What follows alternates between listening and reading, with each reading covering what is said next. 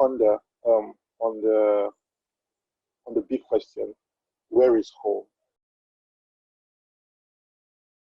Like the connection with the people I have, the connection with the land, and then like there are things that you cannot quantify or describe.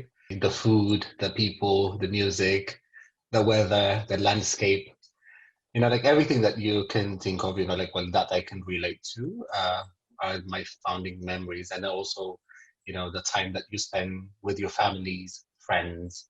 Because I grew up in an extended family, so that time is very unique to me. At the same time, I have a sort of a hate love kind of a relationship with it, but at the same time I love it, I adore it, because that's what I know.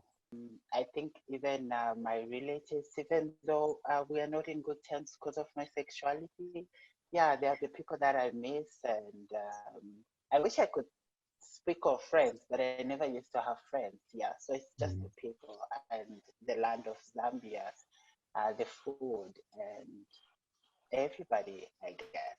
Yeah. So there's a lot of talk about food. So what's the most I think most delicious meal in Ethiopia? Like if I go to Ethiopia today, I should ask for this thing. What is that one thing? Could you just tell us the name, describe it, and how it makes you feel? Oh wow. Just one food? No, like what is that food that does it for you in Ethiopia? That's local delicacy that does it for you. Oh wow. I mean, well, we have so many varieties of food. This is just very hard to choose one, because I'm gonna be ostracized by everyone.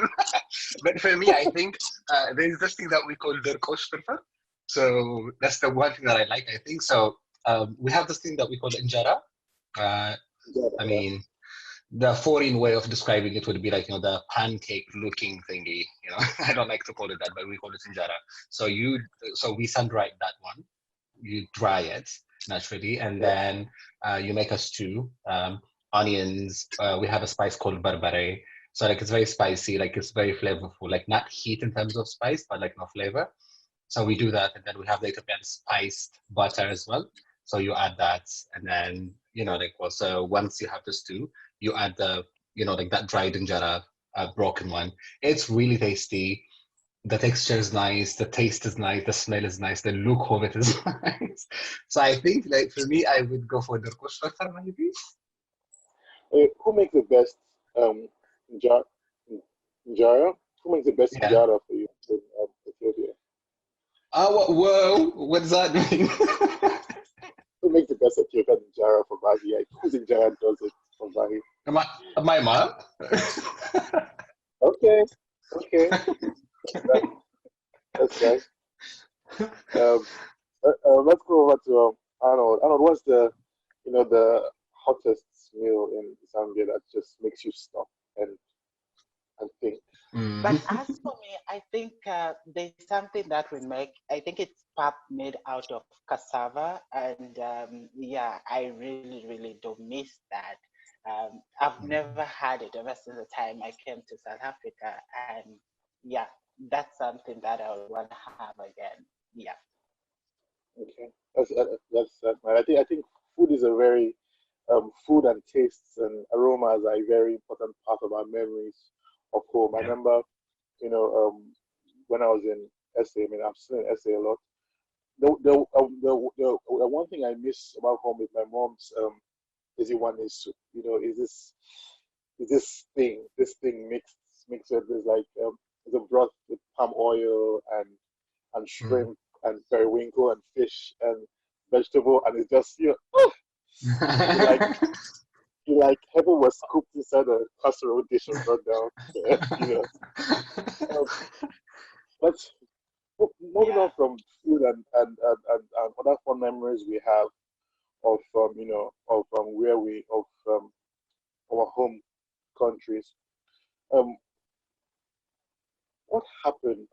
Like the day we left all of that behind, or the day we left. What was how was that day? What happened that day?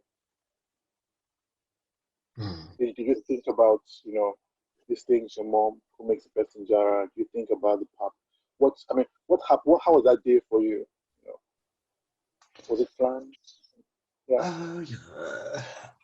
Mm, um, honestly speaking, I try not to think of that specific day that I had to leave because, um, yes, even though I made the decision like a few days before I had to leave the country, that day makes it real. Like the fact that I'm like physically being removed from like a place I called home, a place I grew up with, a place, as I said, like I have like a love-hate relationship with anything and everything Ethiopia.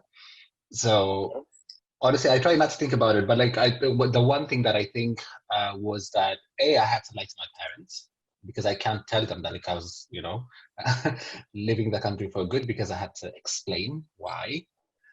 So like yes, I was outed on social media, but like that information hasn't reached the household yet. So like I was just leaving.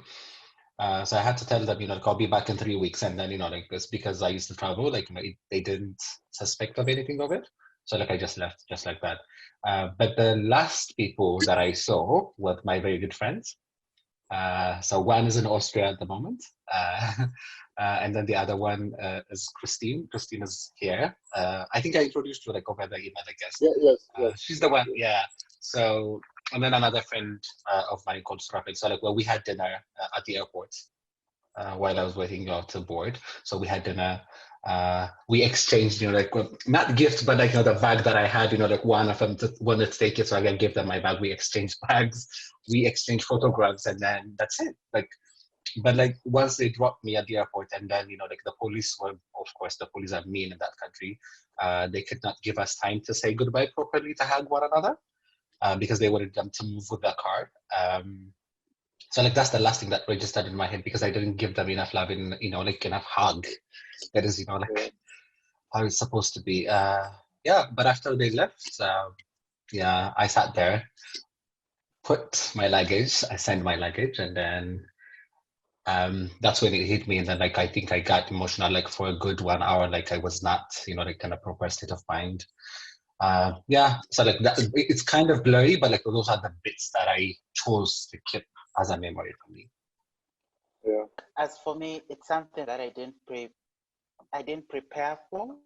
Um, the way it happened was that I just got a call from one of my friends that works in the military, and he told me they were coming for me. And the reason why he told me is because he's also gay, despite he's in the closet.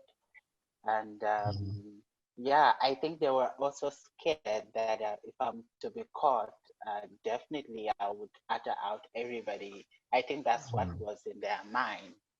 Yeah. So it happened in a sense at the time they were coming. I was told to get out of the house, which I did, and I just left. I think after a few minutes, I had confirmation that no, the police came to my house, and because I'm a little bit known in Zambia, it was all out, and I was in. They started looking for me, so I moved from from the place where I was, and then I went to the city. And city, I tried. I was told not to go to the airport, so we needed to use other means of them trying to get me out of the country, and the only way was by bus. And after that, we reached at the border, and then we had to pay some few people just for them to allow me to pass through. And yeah, that's how it all happened. The clothes I had on, I actually wore them for about a week I before I could even buy other clothes for me to change and stuff.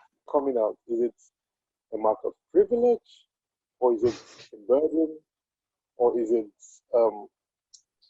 yeah, a mark of vulnerability? For me, when I come out, it was not a choice. I was outed. So my parents asked, I just confirmed. It's a confirmation that I give them.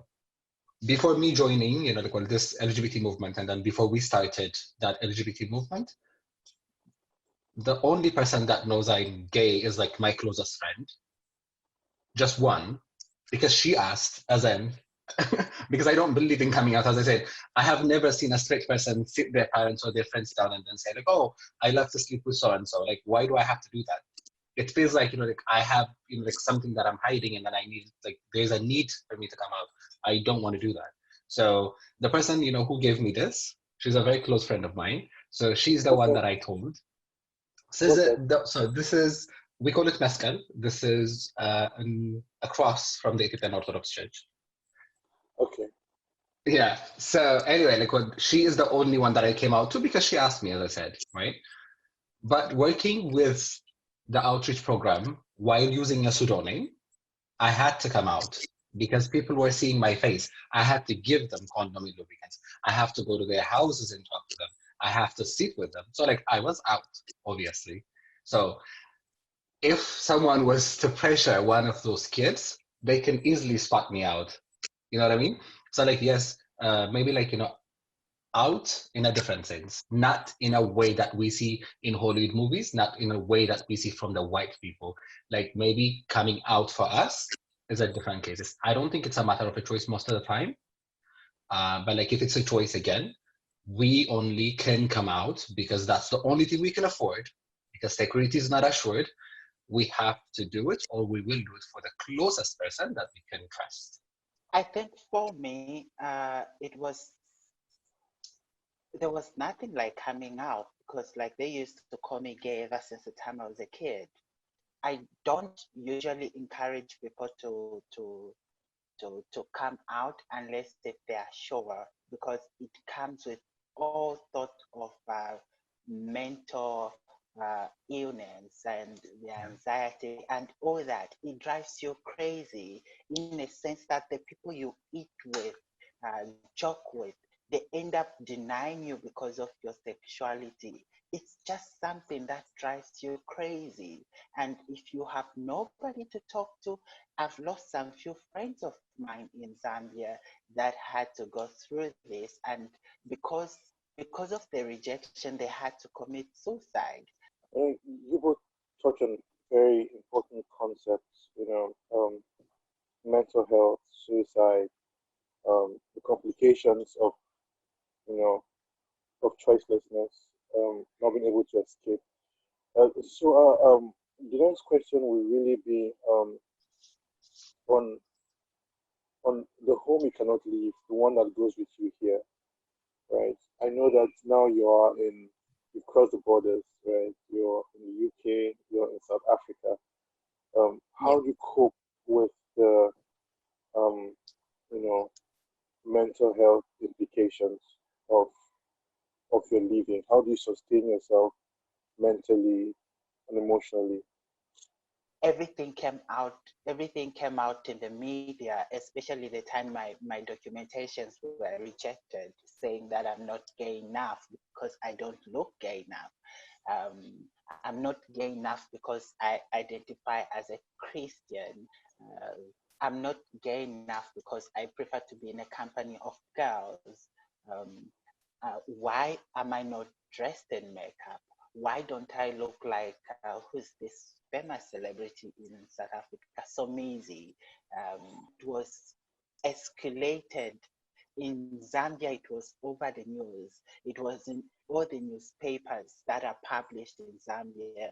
The insults I get to receive, I got then, and the insults I get now. Um, I think at that point, I even almost committed suicide.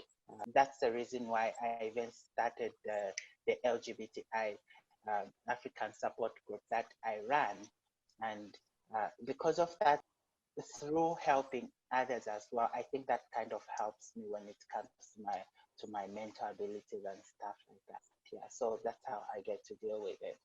It's an ongoing process. I don't think it ends at some point. Like there are days where you miss the little things, as you mentioned earlier, like the aromas. It can be like the color of the sky. It sounds like absurd or like philosophical, but like genuinely, like you never know, like what triggers that homesickness that you cannot explain to another person.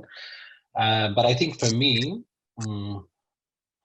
how I keep myself is finding purpose. You know, I need to have a purpose. You know what I mean? I know why I left the country. I don't want anyone to go through what I went through as a kid, or what I kept within myself, what that has impacted in my mental health, and that, like, you know, the traumatic experiences that I created within my own mental health issues. I had to create a purpose. The purpose being, I'm in a safe space. I was doing what I was doing, the activism in a hostile country while I was there. So I might as well do it now, more very strategically, from, you know, safe as in, like, you know, physically safe. Because, you know, you leave one oppression and then you come into a different form of oppression, you know, when you go to places. So, like, that's another layer again.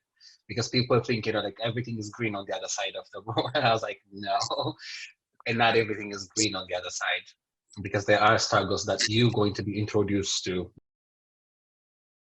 London is a big city with a population of nearly like 9 million people.